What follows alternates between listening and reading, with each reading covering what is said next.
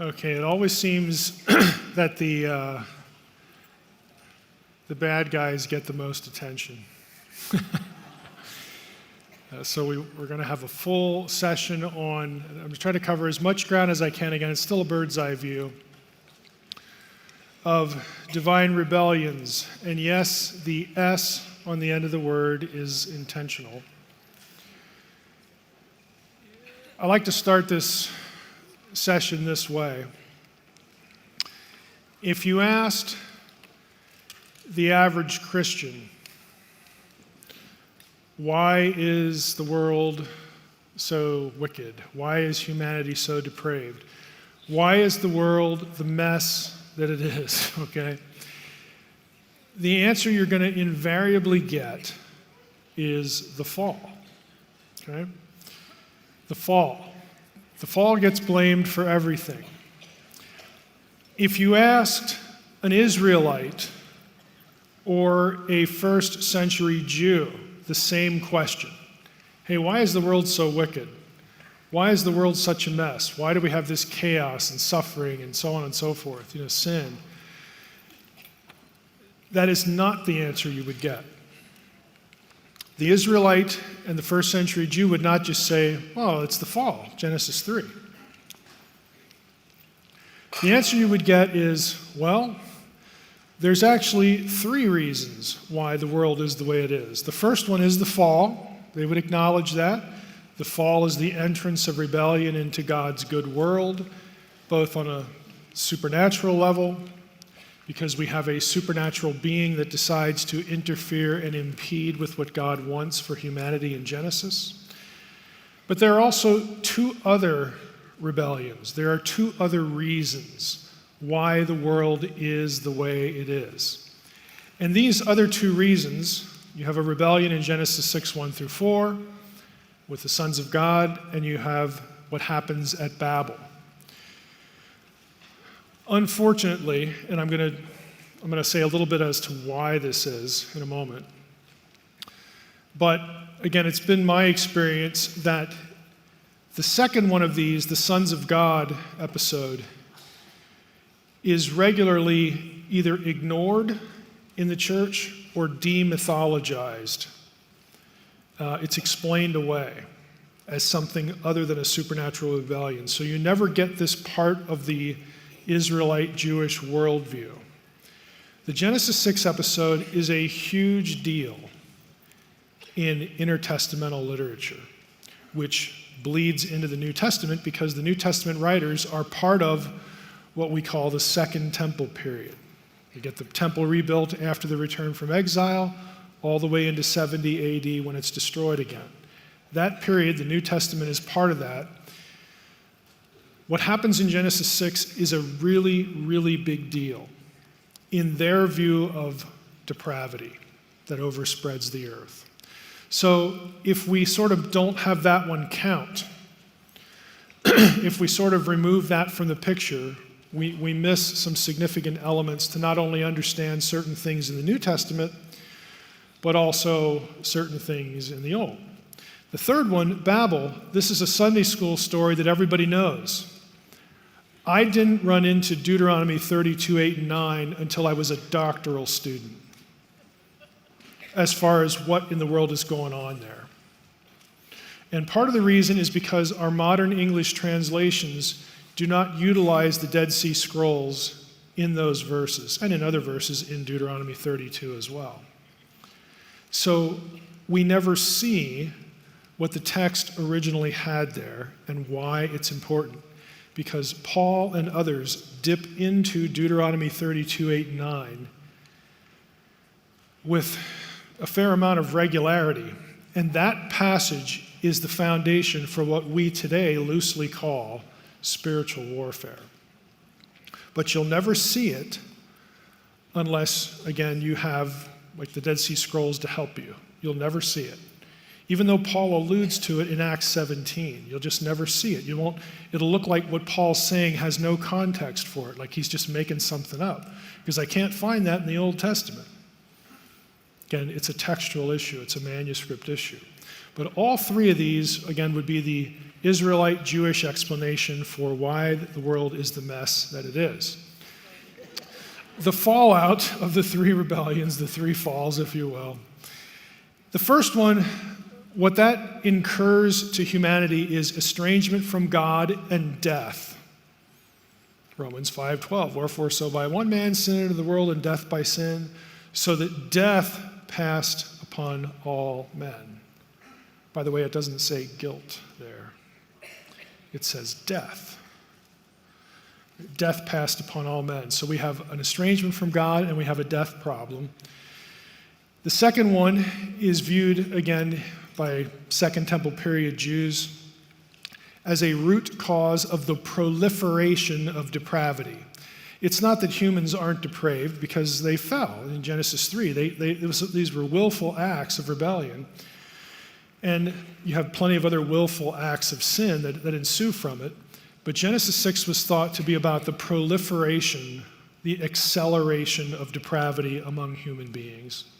And in the Old Testament period, it was a lethal threat that arose from this event to the people of God as the people of God were known then, the Israelites. And the third one is really about abandonment and fragmentation of God, and not only God to the rest of humanity besides Israel, but really all of the nations from each other, and especially to God. Now, if you were a Second Temple period Jew, and your answer to why the world is the mess that it is, were these three things, you expect the Messiah to cure all three problems, not just one. You expect the Messiah to not just fix Genesis 3, but to fix the others. And that is actually what you get in the New Testament. It's just that we're sort of blind to the other two. So I want to talk a little bit about each of these. Again, if you're one of my people, if you're an academic and love books with footnotes, Unseen Realm has an awful lot of data. I have a whole book that's going to be, the title's going to be Demons, but it's not going to be out for a while. I've already turned it in. Who knows what the publisher's going to do there? They'll do something. But that's going to have a truckload of data in it as well. And so those are the two sources. But Unseen Realm is out, and you can get more detail if you want it. Now, what I want to say about the first rebellion is that if I asked you, hey, you know that story in Genesis 3 about the serpent? Who was the serpent? Like every Christian's going to say, well, that was Satan. It was the devil. In other words, the serpent there was more than a snake. Now, every Christian that I've ever met affirms that idea. But you'd be amazed at how much resistance there is in the academy to reading Genesis 3 that way. Again, I'm not going to go into why that is, but if you're going to check up on Mike after today's meeting, a lot of scholars don't agree with that. I'm telling you that already. I already know. And their reasons for doing so are things I address in books, and take apart their answer and show why it's not really a good answer. But the New Testament is one. We're dealing with more than a snake. In other words, Genesis 3 is not teaching us a zoology lesson. It's not teaching us a lesson about the evolution of snakes. You'll read that in creationist literature. The serpent originally had legs, and cursed to the ground. And no, look, it's not teaching us about some development of a creature. It's not about zoology. It's not about biology. Again, we could go into all sorts of imagery about this being, and I could show you all sorts of data about how both in Mesopotamia and Egypt, supernatural throne guardians, they guarded the presence of the deity, were cast as serpents or dragons, because those are dangerous. Okay, like if I was writing a story now and providing illustrations, and I wanted to talk about bodyguards, I wouldn't put like a bunch of guys that weigh like they look like they're teenagers and they're not muscular. I mean, you're going to draw those individuals as bad-looking dudes, because we just have this association with bodyguards and security, especially around kings and whatnot. They're armed to the teeth. They're a threat. If you step out of line, you're going to pay the price. This is the standard way, or one of the standard ways, of describing a throne guardian in the ancient world. So what we have here is we have an individual, an entity, and you could read Ezekiel 28, Isaiah 14, that has close proximity to God. But in Isaiah 14, this individual decides, Isaiah 14, 12 through 15, I want to be like the Most High. I will be the Most High. I want to be the one in charge of this. I don't like God's decision to make humans part of our family. Okay, I want to be the ruler of the council. You'll get language like this in these passages, where Eden is the cosmic mountain, the place where God dwells. Again, portrayed as a mountain because it's remote and transcendent. You have this individual rebelling and being cast out, cast away, but not before enticing humanity to rebel. So we have rebellion in the supernatural world and the human world. Revelation 12 and 20, this individual is identified as the serpent or the devil, God's original, the original rebel, who becomes sort of God's original adversary.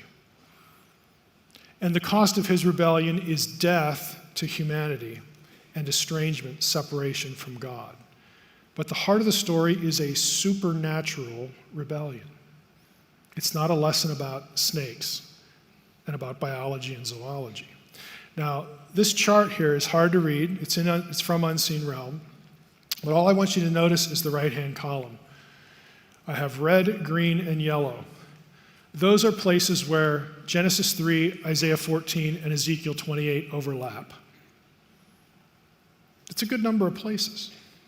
On the left-hand side, you have Hebrew terms for the dwelling place of God.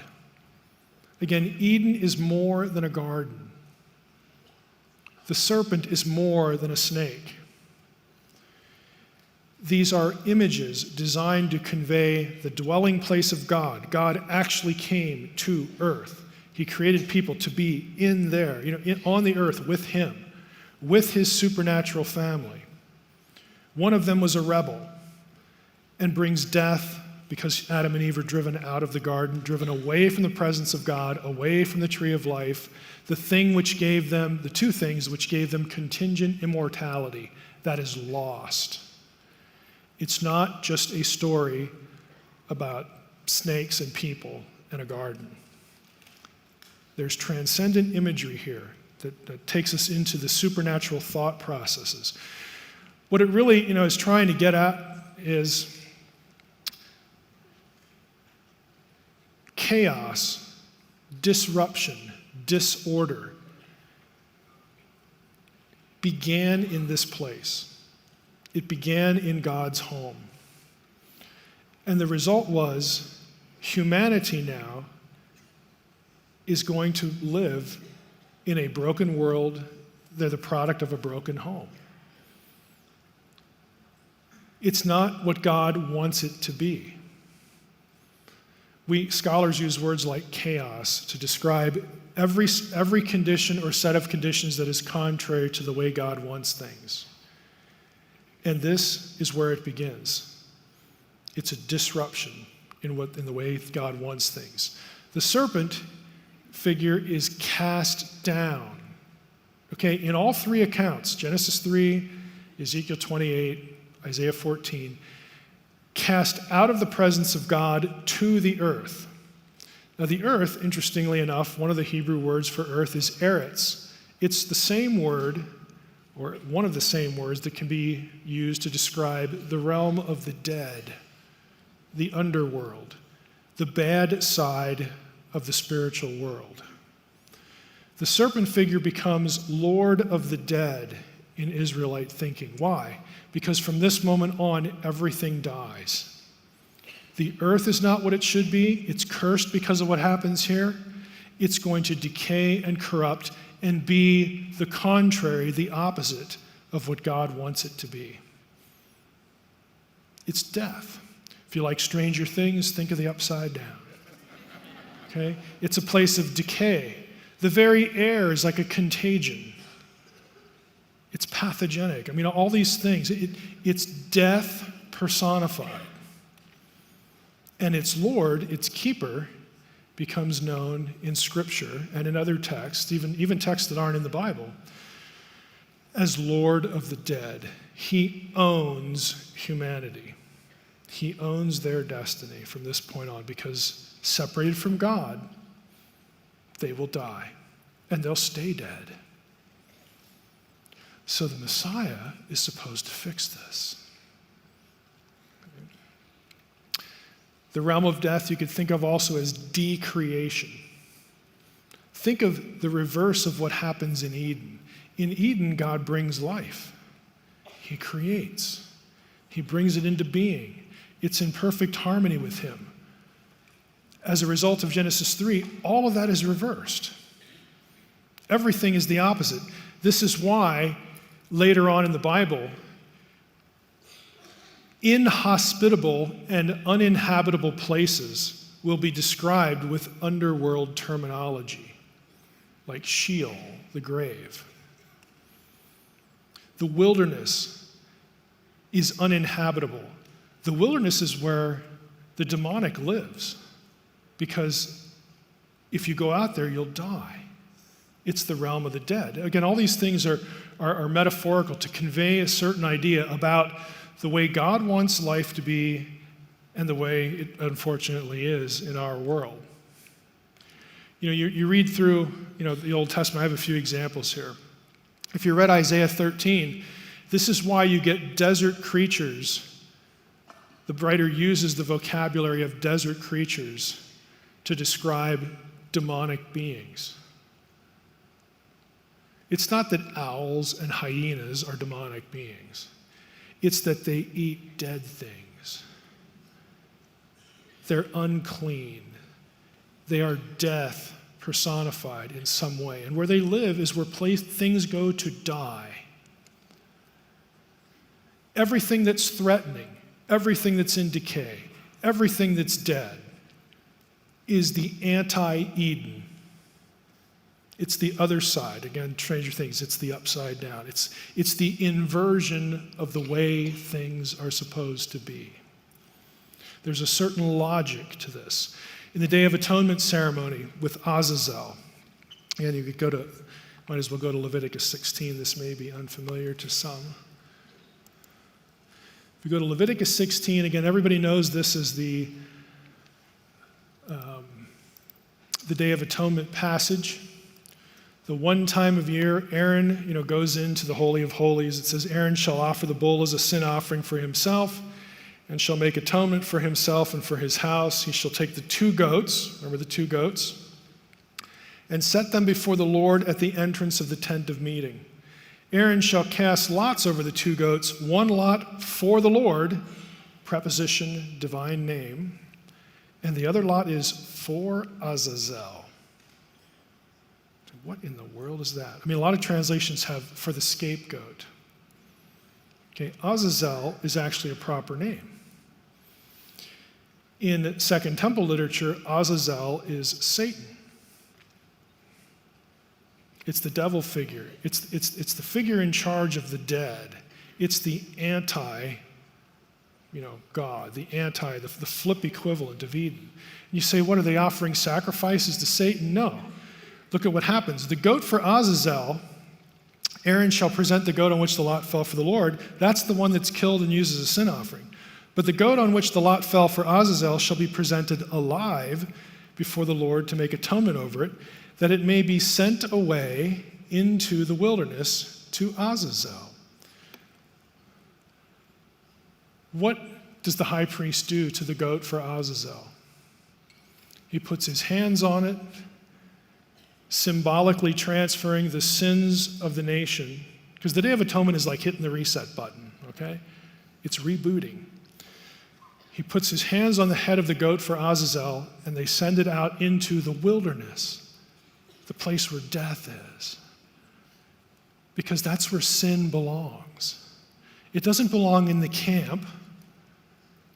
okay, where the people of God are and the presence of God is, it belongs out there. They're not offering to Satan, they're sending sin to where it belongs. Get it out of here. This is why Paul in 1 Corinthians 5, when they have to discipline a believer who's unrepentant for immorality, they have to discipline this guy out of the church, that he's delivered unto Satan. It means he's sent out of the place that is holy ground, the church, because the glory of God dwells within each believer. We don't want sin here, we send it out.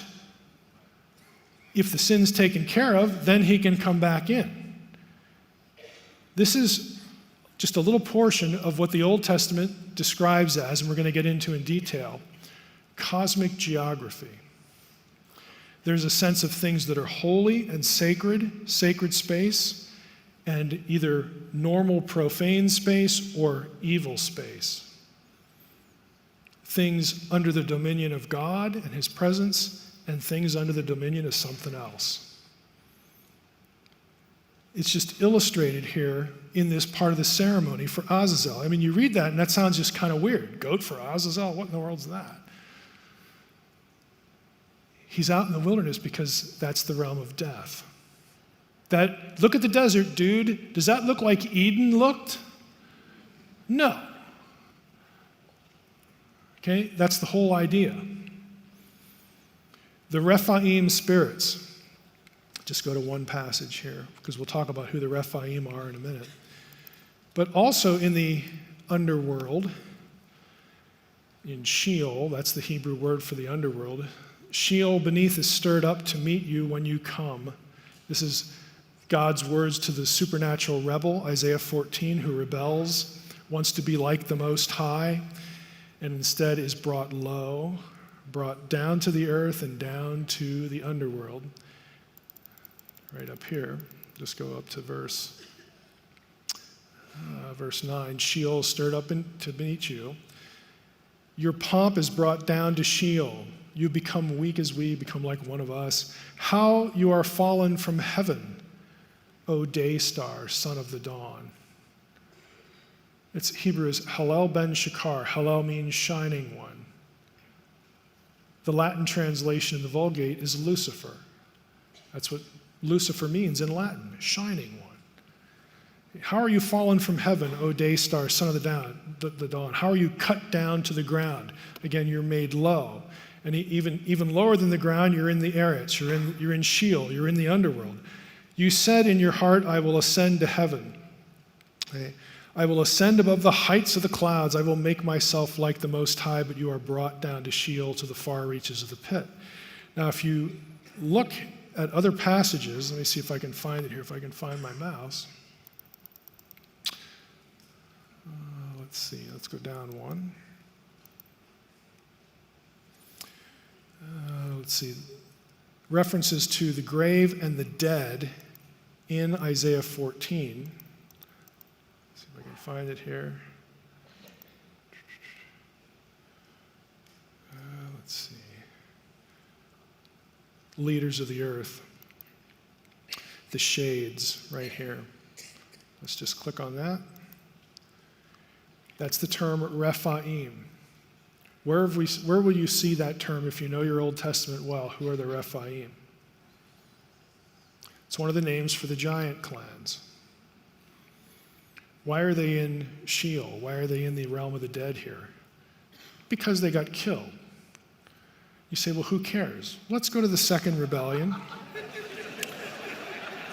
Here's why you'll care. I'm pointing this out because that verse in Isaiah 14 is going to be one of 2 or 3 verses in the Old Testament for the origin of demons. Genesis 6:4 is a controversial passage. The sons of God see the daughters of men. They cohabit with the daughters of men. They have children by them. The children are called the Nephilim, mighty men of renown upon the earth. Now, what's typically done in churches today is, well, the sons of God there are just people, the line of Seth or somebody else, or they're kings, and there's nothing supernatural going on here, and it's just kind of weird anyway.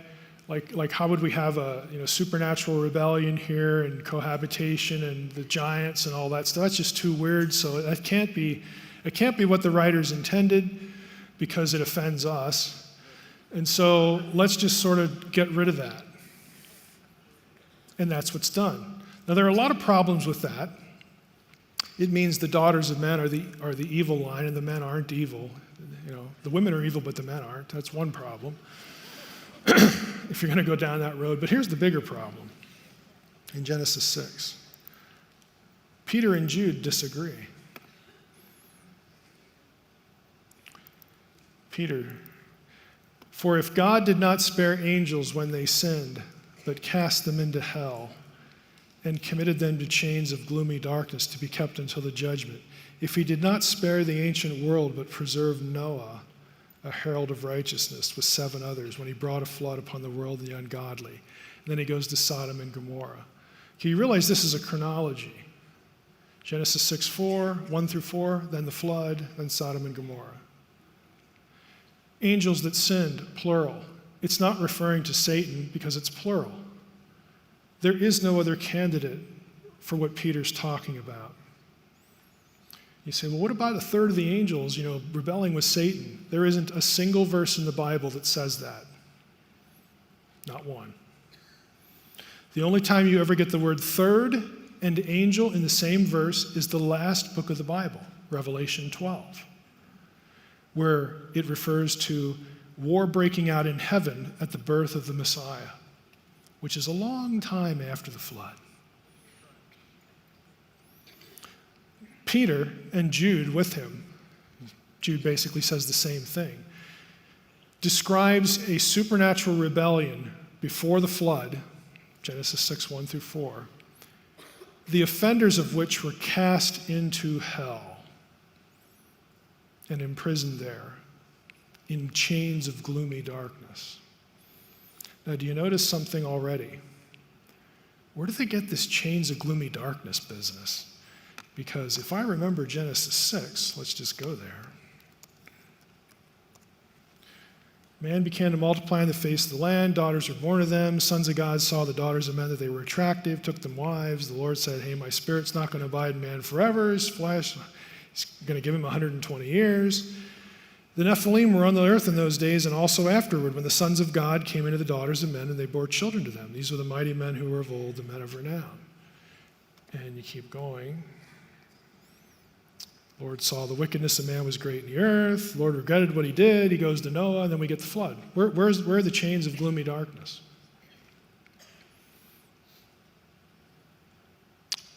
They're not there.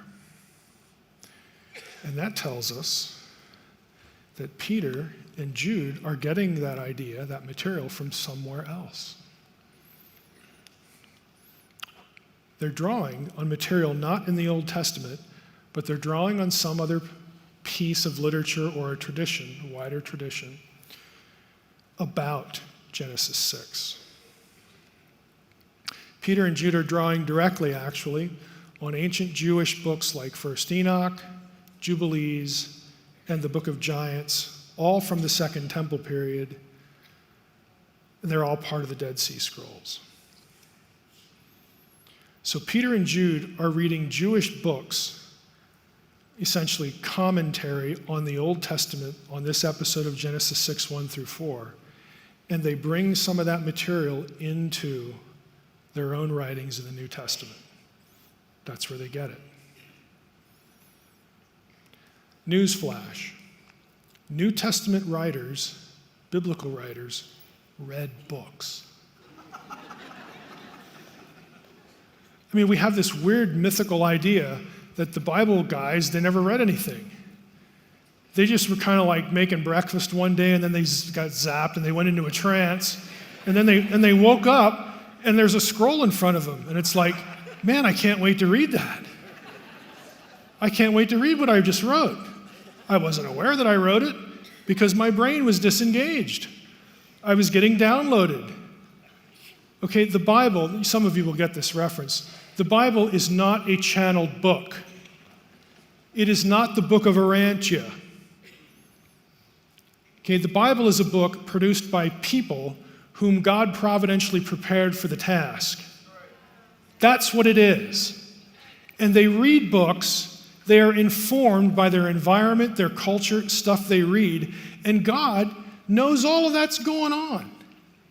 He's preparing them from the time they're born up until the moment when he prompts them to produce something for posterity that becomes part of that thing we call the Bible. It's not just downloaded like their brains were not engaged. You know, we really have a deeply flawed conception of inspiration if you think that the Bible is a channeled book. It makes you very vulnerable to criticism, and it makes the Bible vulnerable to criticism in all sorts of ways. Again, this is one of those, it'll take me 5 minutes to destroy your view of the Bible. By using the Bible and using the presumption of how you think you got it. It's not hard. It happens in university classrooms every week. Okay? It's not hard to do. And in this case, Peter and Jude read books. And this material that they're reading, here's the neat part. They providentially read material that actually preserved the original context for Genesis 6:1-4. Because Genesis 6:1-4 is there for a reason. It's not that, again, man, I'm 4 verses short. You know, I got a verse count here. You know, what should I stick in here? Let's give them a really weird thing. You know, I'll play with their minds a little bit. No, there's a point to why the verses are there. But the context is lost on us. The Old Testament writer assumes his readers will sort of pick up what he's laying down. And some of them did because they write about it later, and Peter and Jude use those works, and they actually recover the original context. Since the 19th century, we've known that Mesopotamian flood stories are very similar to the Bible's flood stories. If you went to college, I can guarantee if you took a religion class, you heard this. Because people love to use this as a wedge between you and your idea that the Bible's different than other literature. Okay, this is sort of a favorite trajectory. Similarities with other documents. This has been well known since the 19th century. The biblical story records an event, but it also does theology. The flood story isn't designed just to tell you there was a flood. The flood story is actually making a theological point, and that's actually what's happening in the first 4, really the first 5 verses of the account. The writer is shooting at something. And what he's shooting at is Mesopotamian religion. He's shooting at some other gods when he does it. But again, that's a context that's lost to us. It wasn't lost to Peter and Jude or the writers of that other literature. So again, books like Enoch preserve this. Here's to get us into this subject, I like to do it this way. We just read Genesis 6:1-4, this weird sons of God stuff that Peter and Jude take at face value, okay? It's just weird, all right? And if it's weird, it must be important, and it is. But look at verse 5. What does this have to do with the first 4 verses? The Lord saw that the wickedness of man, wait a minute, I thought the sons of God were the bad guys. The Lord saw that the wickedness of man was great in the earth, and that every intention of the thoughts of his heart was only evil continually. Well, how do you go from the sons of God violating the boundary between heaven and earth? You know, how do you go from a supernatural rebellion to all the people being wicked all the time? What's going on here? How do you go from one to the other? If you knew the backstory, you wouldn't ask the question. So we're going to go into the backstory. You know, you have the Second Temple writers who are acquainted with that. And in Second Temple Judaism, again, the Judaism that is from when the Second Temple was built all the way to the 1st century in Jesus' day, they believed that the events here in Genesis 6:1-4 was responsible for the proliferation of human depravity. They believed that there was a connection between the first 4 verses and verse 5 because they knew the backstory. Now, the backstory, again, in verses like Enoch, or passages like Enoch, will talk about the fall of the sons of God. They're called watchers in Enoch's language, and Book of Daniel uses that term too. We just read that, a little while ago. They have the watchers descend either to or from Mount Hermon, which if you've ever been to Israel, you've probably seen Mount Hermon. You can't miss it. It's the tallest peak there is in that area. It's usually snow-capped. We're going to talk about Mount Hermon when we get to Jesus and cosmic geography, because Jesus visits there. And he has a reason for doing it. And he has things to say when he's there. That again, if you know the backstory, you know why he goes there. Okay? He has a purpose. It's cosmic turf. It has a deeply evil association. So the watchers in the Enoch version, they transgress with women, and they teach humanity to destroy themselves. If we read the book of Enoch here, we would read something that sounds really close to Genesis 6, but the story ends with, and when they came down, to mingle with humans, they taught them skills and technologies for warfare, like how to make swords and knives and spears, for warfare, and the art of warfare. They taught them all about plants and herbs to intoxicate themselves, drugs, okay, to produce altered states. They taught them astrology. They taught them arts of seduction to proliferate immorality. They taught them all these things. And again, Enoch's, because he's Jewish, he's like, this is terrible. What they taught humans accelerated depravity. It broke up homes. It resulted in bloodshed. It turned their hearts to idolatry, through producing these altered states and visiting the spiritual realms and all this kind of stuff. There's a whole list of sins in the Old Testament that you can put under those 4 categories. These rebels are specifically blamed for kickstarting human self-destruction, accelerating it, giving humans more opportunity and more skill in destroying themselves. Now you can just do it more efficiently. We'll teach you how. Again, here's your list. In Mesopotamian thought, though, there's a story that is the backstory to all this. It's a story of a group of divine beings called the Apkallu. Now, right away, you have to think like a Mesopotamian and think like an Israelite. Israelites are your biblical crowd, followers of Yahweh, at least ostensibly. And the Mesopotamians are followers of any number of gods. Marduk is the big one, when this gets written. He's the lead deity. So you've got Israel, Mesopotamia, good and evil, all that stuff going on. Well, the Mesopotamian story of the flood includes the idea of supernatural beings coming to earth and cohabitation. But in their version, it's a good thing. This is why Babylon is known for its immorality, certainly its idolatry, for its dark arts. Okay, they were an empire. But those are good things because we're Babylon and we're great. There's no one like us. We are the top dog of civilization. And what the Babylonians wanted people to know is the reason we're so wonderful and so awesome and so unbeatable is because the gods helped us create Babylon. They give the gods credit. And in the Apkallu story, the Apkallu are thought of as culture heroes by the Mesopotamians, the great civilizers of their civilization, the ones who taught the Babylonians all sorts of things to build their power.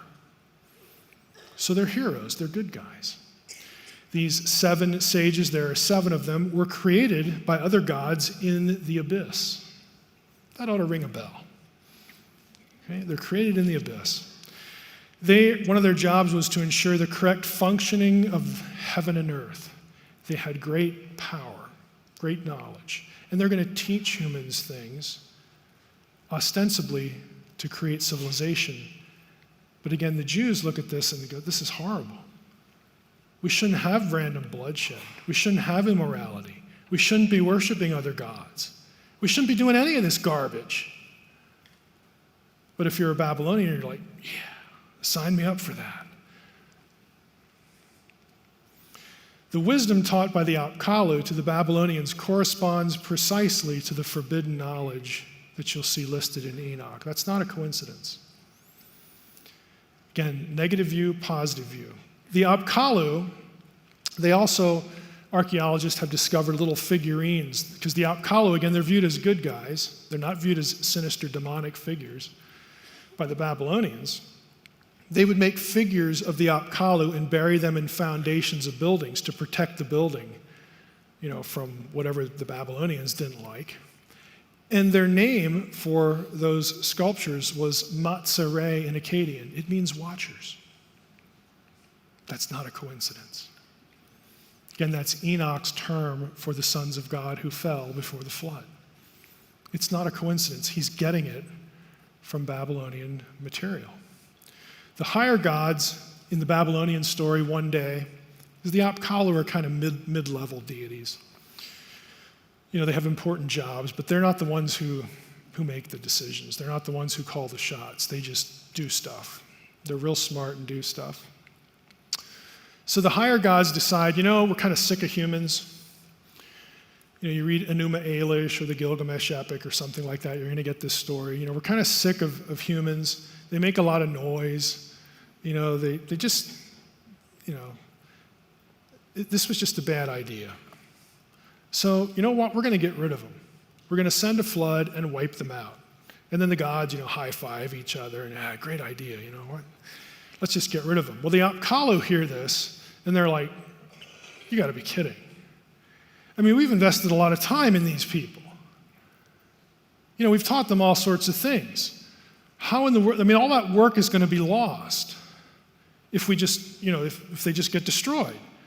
So they decide, well, okay, we can think of a way to sort of transmit our knowledge to human survivors of the flood, and then we can sort of start up again. Our work will not be lost. Now, the Era epic, which is a Mesopotamian text, is a key source for this. It lists 7 pre-flood kings, each of them accompanied by an assisting Apkallu. So the king said, I owe my success to this deity, and then they list them out in a cuneiform tablet. Each king is assisted by a specific Apkallu, and they're all divine beings. But after the flood, there are texts that mention 4 of them, and they're no longer completely divine. They're of divine descent, but they're also described as partly human. Does this sound familiar? Okay, the Gibborim, the Nephilim, okay. They're also described as other ways. They're 2/3 Apkallu is one description. That's the description given to Gilgamesh, who is called in one cylinder seal the Lord of the Apkallu, and Gilgamesh is a giant in Mesopotamian tradition. Does that sound familiar? Divine beings, cohabitation, offspring that's mixed, they're giants, and they're just bad dudes. Okay, the Babylonians think, well, this is great, good idea. You save civilization here. In the Israelite version in Genesis 6, it's like, this is awful.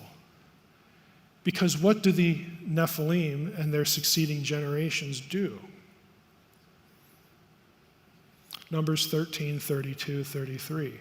When Joshua, along with 11 others, Joshua and Caleb and 10 other spies, are sent into the land, they come back in Numbers 13, 32, and 33 and say what?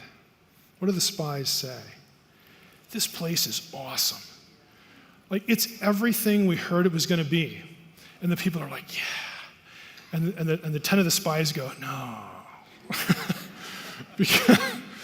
because there's one other detail here. The place is littered with Anakim, who are descended from the Nephilim, great and tall. Essentially, we're going to get our butts kicked. Okay, we do not stand a chance. And Joshua and Caleb are like, don't you remember like the Red Sea? Like, hello? But 10 of them say, we're out of here. And so God says, because you don't believe, you're going to wander in the wilderness now for 40 years until this generation dies out. Now, getting a little ahead of myself for the next session. After 40 years, remember what God does?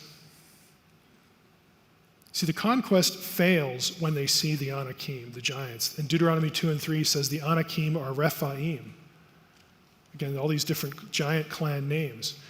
God takes them up the other side of Jordan, and they pass through Ammon and Moab, and God tells, Joshua, Moses and Joshua in Deuteronomy, now go through Ammon and Moab, but don't bother those people, because the descendants of Esau have already eliminated the giant clans there, the Zamzumim, the Zuzim, and the Amim.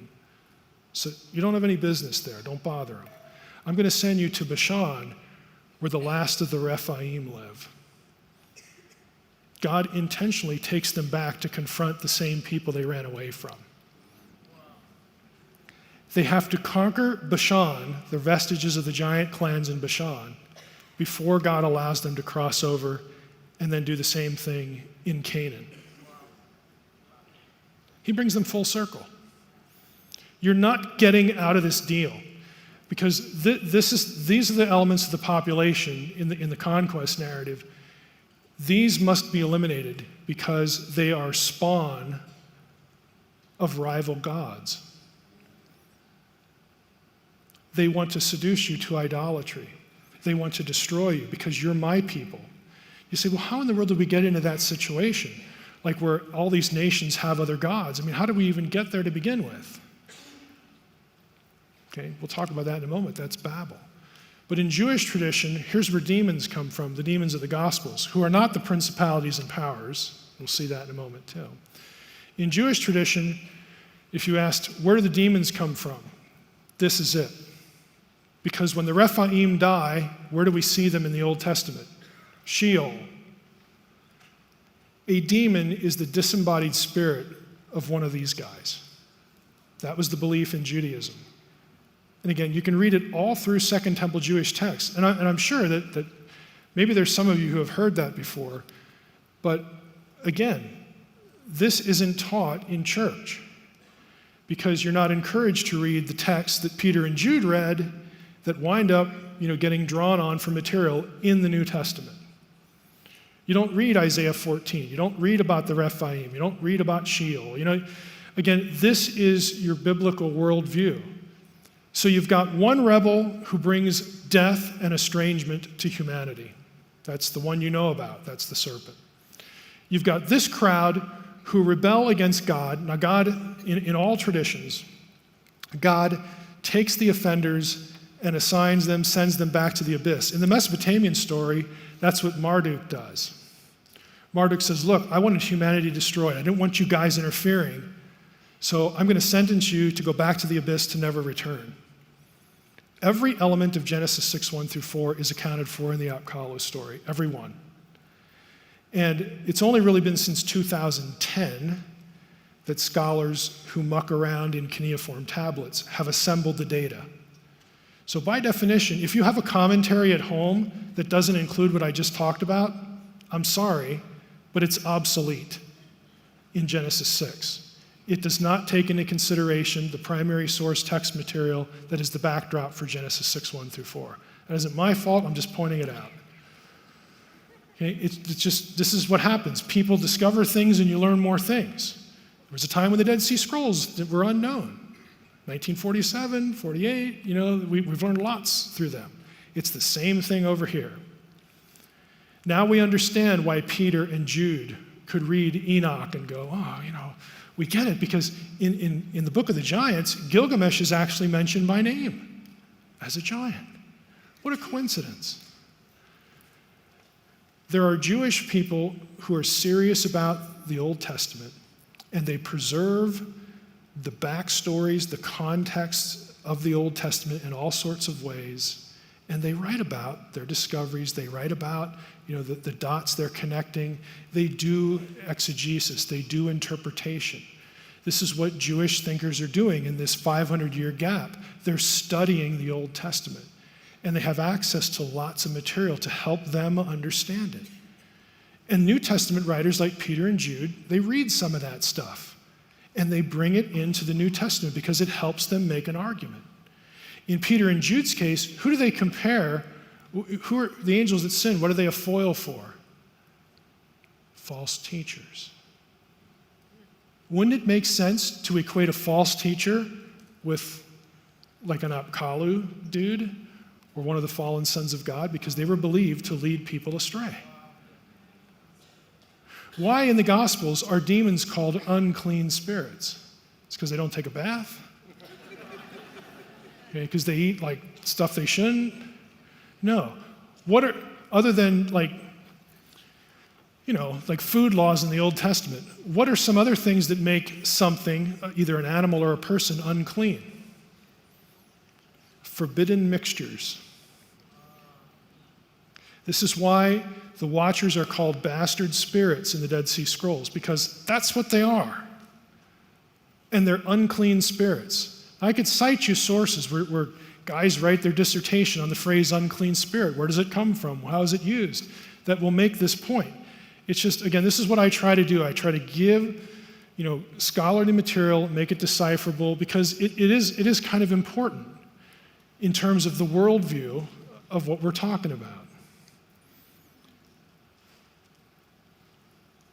You have the lesson to learn from Genesis 6 ultimately is not about giant stuff. I mean, people love that stuff, but it's really not about giant stuff. It's about understanding that you have supernatural enemies who enjoy your destruction. It's about your living a legacy that is partly your fault, but partly one imposed upon you by intelligent evil. Now, you can say, well, all those guys are locked up in the abyss, and they are, okay? They are. Demons are at times allowed to get out, like in the Gospels, and they possess people. They harm individuals. That's not our real problem. Our real problem is the next set, which are different. But the idea that there is intelligent evil out there that seeks your destruction is an important one. Now, when it comes to the biblical story, it's kind of interesting. Who destroys the lineage of the Nephilim in the Bible, in the Old Testament? Okay, Moses and Joshua in the conquest. And then the last, in fact, Joshua winds up his conquest narrative this way. How does Joshua define success? It's in Joshua 12. Or Joshua 11, 21, 22. It says, there are no more Anakim in the land, except the ones that escaped to the Philistine cities. Where do we find the vestiges of them later on? It's Goliath. He's from one of these cities. Goliath has, some brothers too. It's David's men who take care, and David, of course, of the rest of the line. Isn't it fascinating that Moses, Joshua, and David, who are three archetypal figures of the Messiah, wind up destroying the giant clans? That's not a coincidence. Moses, the Messiah is the prophet like unto Moses. Joshua, it's Yeshua. I mean, how clear can that be? Okay? Captain of the Lord's host and all that. Of course, David, the man after God's own heart, the messianic archetype. Again, none of this stuff is coincidence. It's designed to get you to think in a certain way, in this case about evil. The messianic role is telegraphed, somewhat cryptically. Now, again, we don't have time to go into all these things, but you could go to YouTube. God forbid I send you to YouTube. Because, I'm on YouTube so many times and don't know how I got there. But if Google my name and like the time of Jesus' birth, there is specific imaging about the timing of Jesus' birth and the times and the seasons that is a direct polemic. It's a theological poke in the eye to the Watcher story. There are women in Jesus' genealogies whose lives mimic the circumstances of either sexual rebellion or sexual crimes committed to them. All four of the women in Jesus' genealogy have that.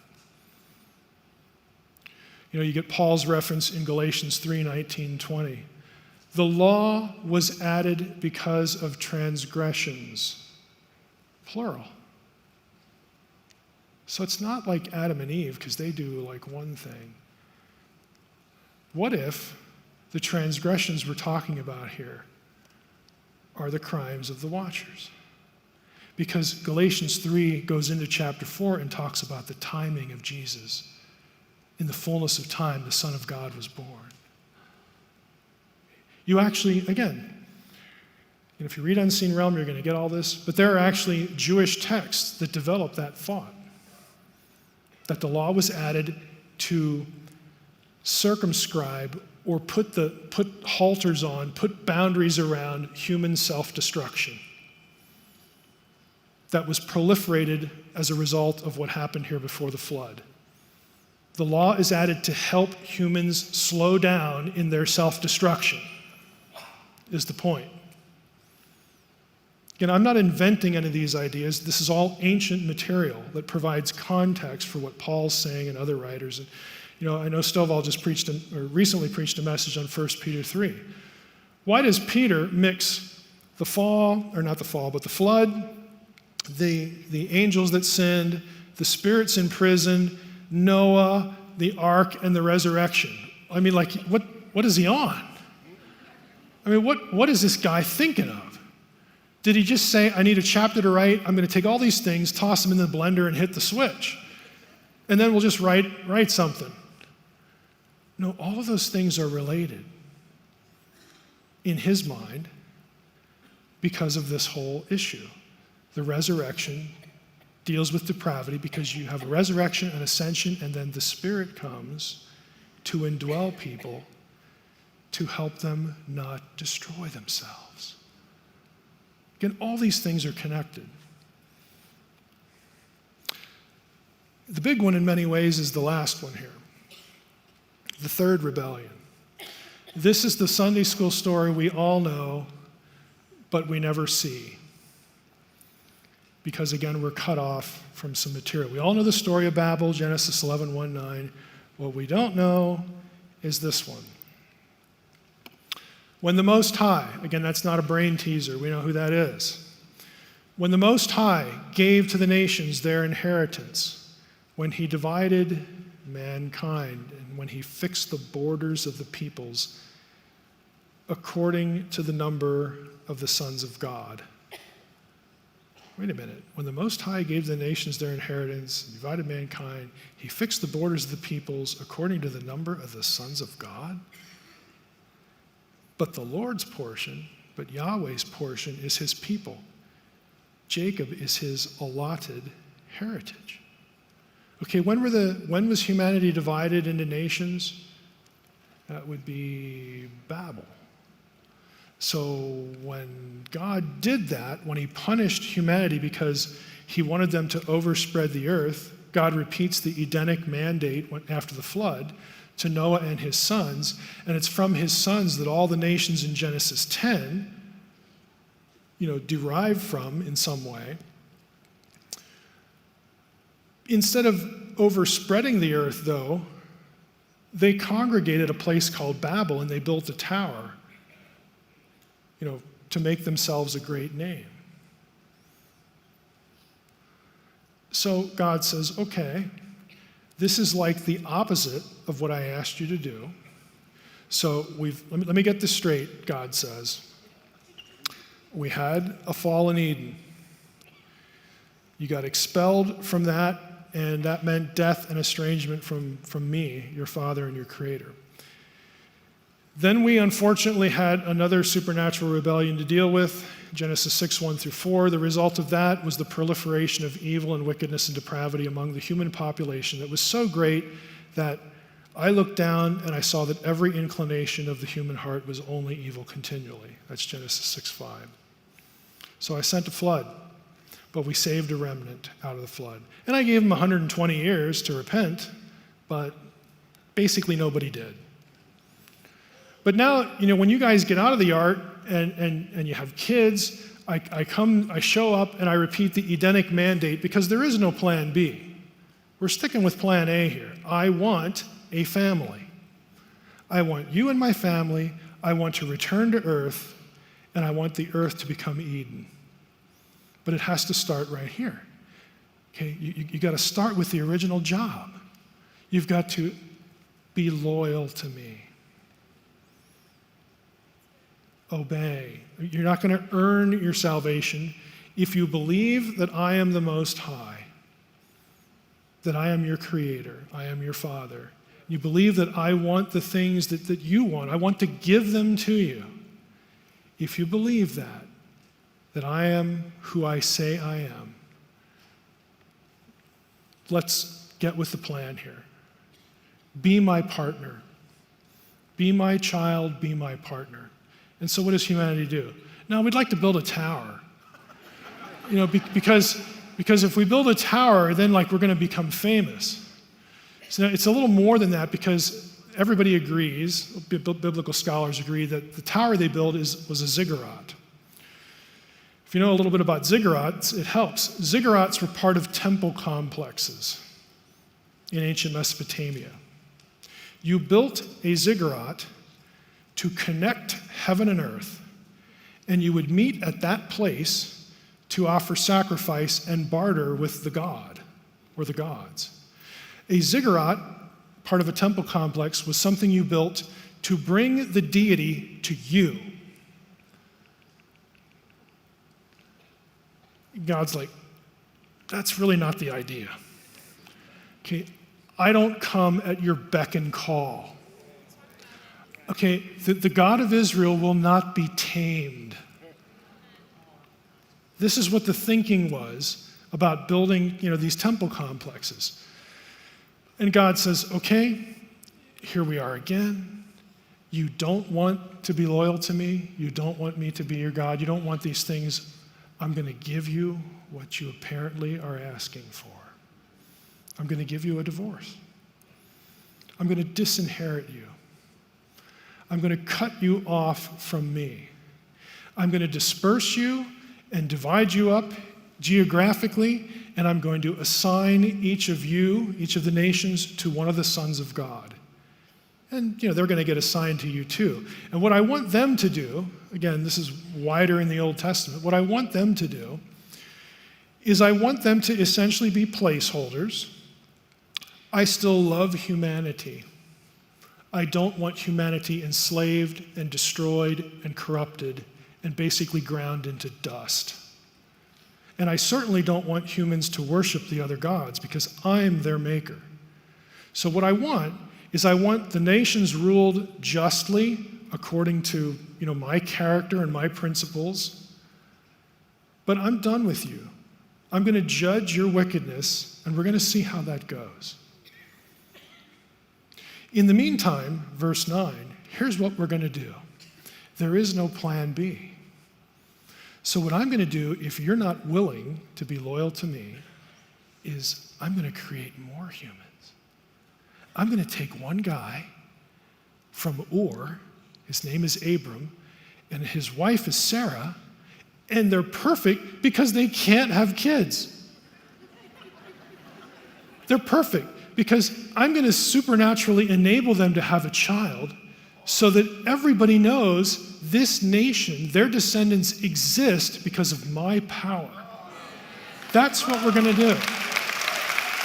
So this is what he does. What happens in the biblical storyline right after Babel? Genesis 12, what is it? It's the covenant with Abram. So God is still interested in the nations because when he makes a covenant with Abram and he promises him a seed, he says, it's going to be through your seed that all of the nations of the earth will be blessed. And Paul later on picks up on this idea and he talks about, the seed was actually like one seed, it was Jesus, and of course he goes all the way back through Abraham and the genealogies and all that stuff. And it's going to be the Messiah who is going to reunite the earth, reunite the nations. This is the plan. So God abandons them. Now what this leads to, if you want good bedtime reading, you can read my article about Deuteronomy 32:8. Now, most of your Bibles will say sons of Israel. He divided them up according to the number of the sons of Israel, or the children of Israel. The Dead Sea Scrolls say sons of God. Here I made you a nice little picture of the Dead Sea Scroll. If you read Hebrew, it's B'nai Elohim, sons of God. And I talk about this scroll in that article. But you don't need to be a textual critic. Think about the story.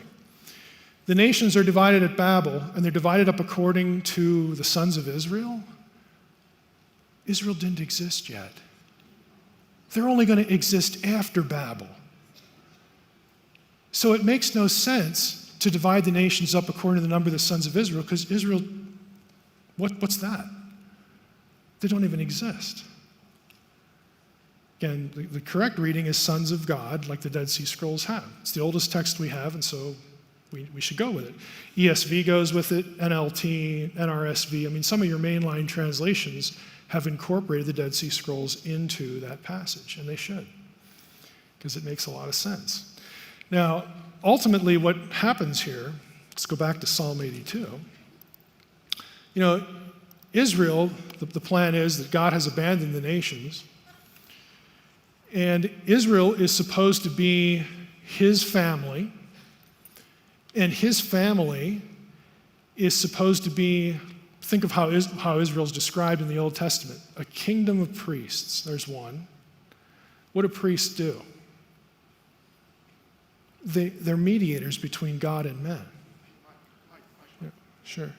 Don't lose your thought. Okay. Just because so many people don't know, I want them to understand. When you're saying in the Dead Sea Scrolls, you're talking about the biblical text. The biblical text. When he says Dead Sea Scrolls, he's talking about the Bible that was found in the Dead Sea Scrolls. That is the oldest text that we have. This is Deuteronomy 32, preserved in one of the Dead Sea Scrolls.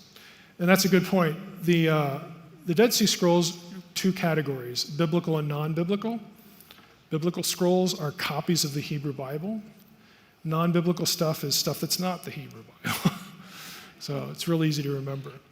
But if you go to Psalm 82, again, Israel was supposed to be the mediator between God, the true God, and all these other nations. See, what happens at Babel is the Old Testament explanation for why the other nations have other gods, where pantheons come from.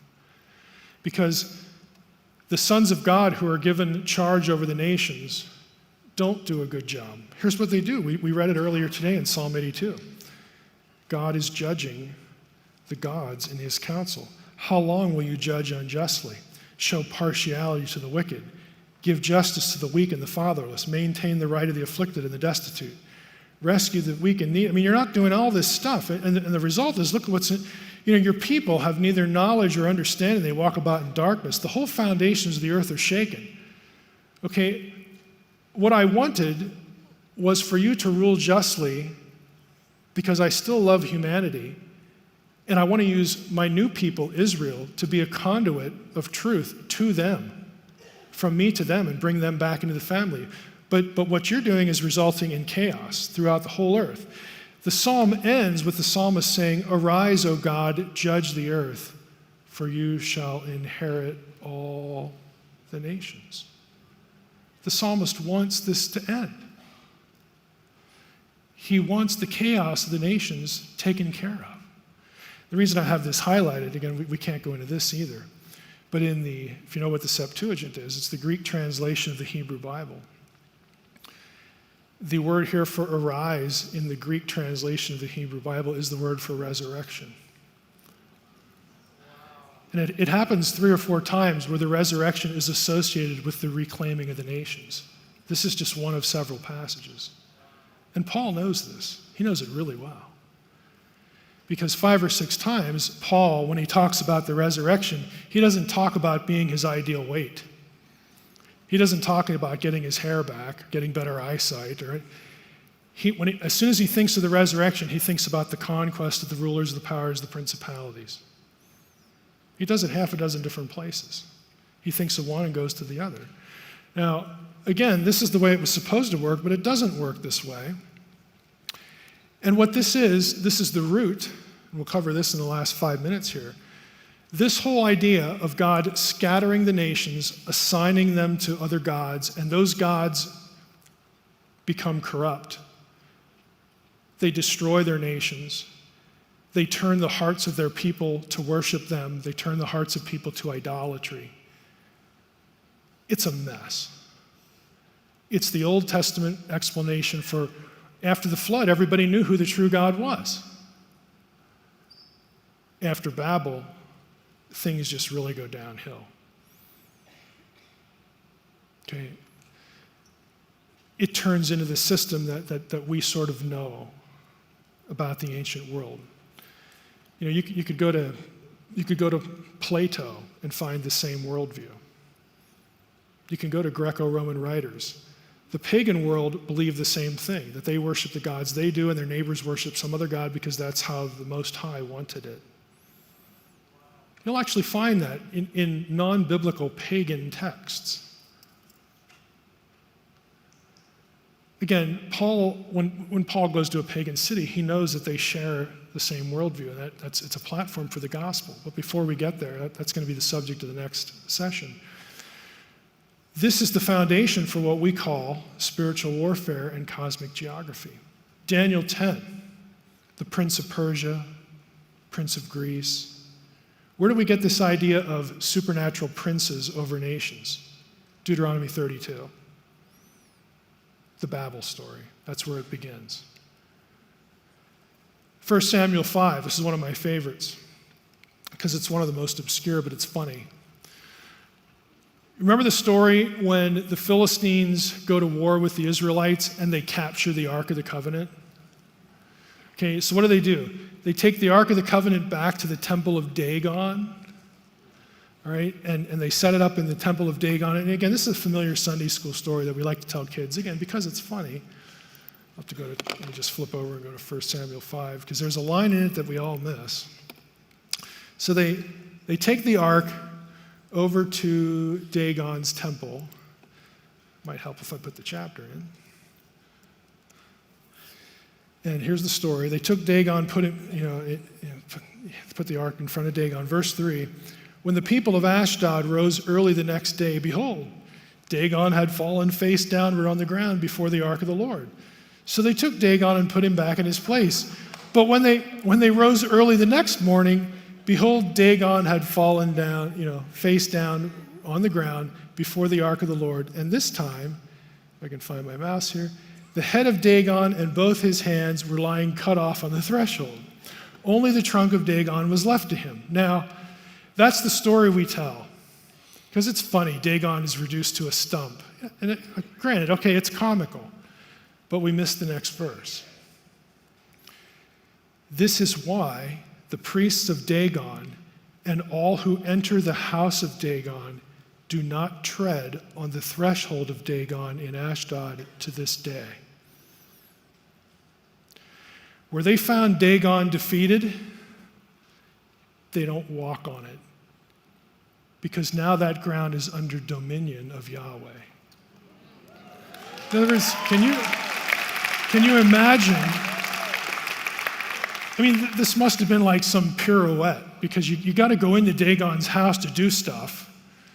And so we just got to kind of step around that, cordon it off or whatever, because they're not taking any chances.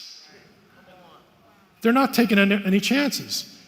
It is now ground that belongs to Yahweh. See, the nations around Israel are under dominion of fallen gods. Israel is Yahweh's portion. And Yahweh, when he does things like this and conquers their deities, they get it.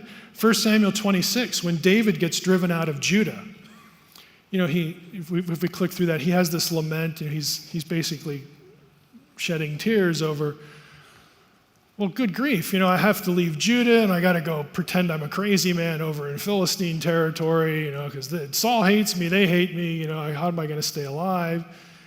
And he laments that, how can I worship the Lord? How can I pray? Because I'm no longer in Judah. It's not a denial of God's omnipresence. That's the way a modern would think about it.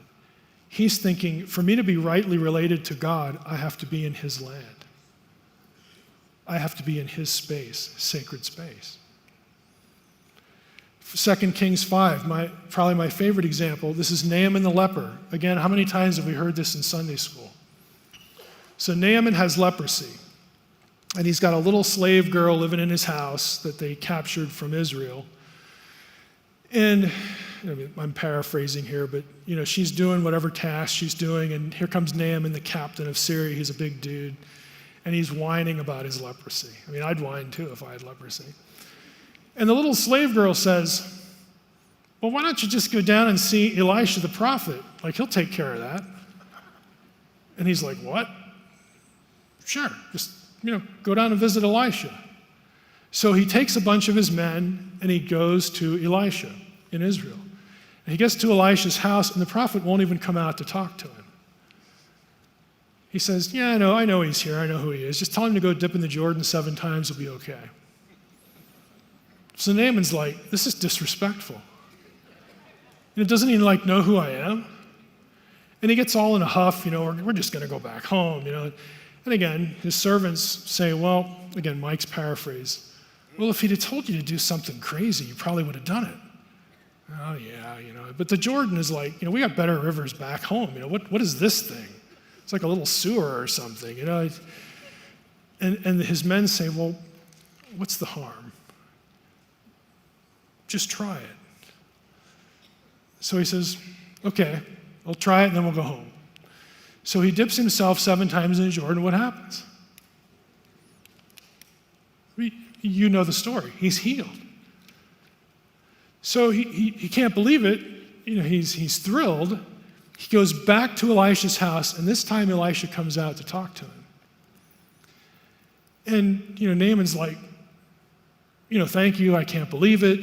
Can I give you something? Can I pay you something? This is just amazing. And Elisha's like, no, we're not doing any of that.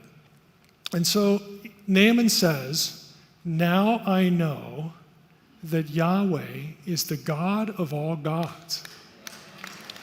And he says, from this point forward, I will not sacrifice to any other. And then what does he ask Elisha for? Anyone remember? This is the part of the story we skip over. He asks him for dirt.